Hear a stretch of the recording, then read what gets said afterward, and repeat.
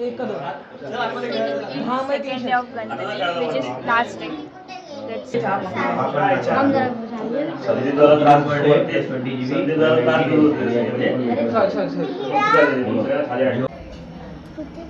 नमस्ते गणपते तमेव प्रत्यक्षं ब्रह्मासि तमेव केवलं भरतासि तमेव केवलं भरतासि तमेव केवलं भरतासि तमेव सर्वं खलुदं ब्रह्मासि त्वं साक्षात् आत्मासि उदमस्मि सत्यं वच्मि त्वं माम् अवक्तारम् अवश्रोतारम् अवदातारम् अवधातारम् अवानुजान् अवशिष्यम् अवपश्चातात् अवग्रस्तात्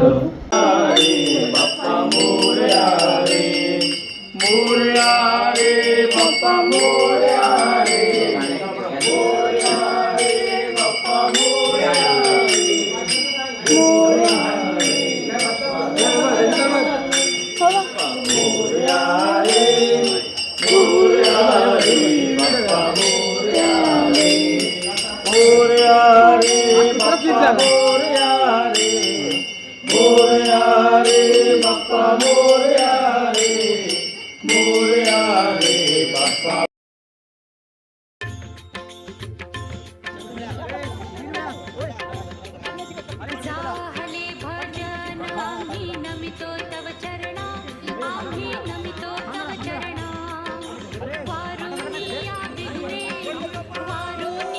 विघ्ने देवा रक्षा वेदिना जाहले भजन आम्ही नमितो तव चरणा आम्ही नमितो तव चरणा वारुणिया विघ्ने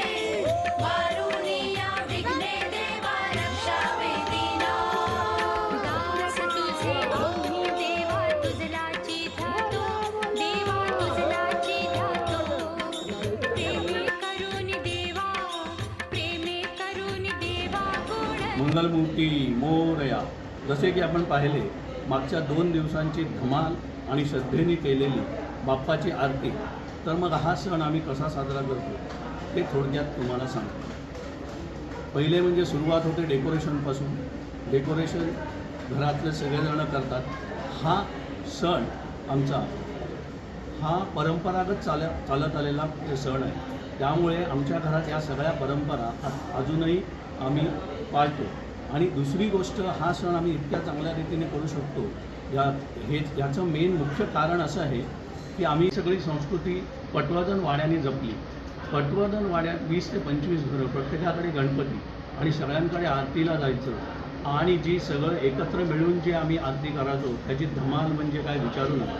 आणि शेवटची आरती आमची नेहमी असायची वकील पटवर्धनांकडे. तिथे तर एकदम धुवाच उडवायचा आणि मग नंतर त्यांच्याकडे नाश्ता, चहा, पाणी, कॉफी असं सगळं मजा असायची. त्यामुळे आम्हाला हा जो वारसा दिला तो पटवर्धन वाड्याने दिला आणि आमच्या काणे परिवाराने दिला. त्याच्यानंतर आम्ही 5 भावंड त्यांनी हा वारसा पुढे चालवला, एकत्र राहिलो. तेच मुलांना शिक्षण मिळालं.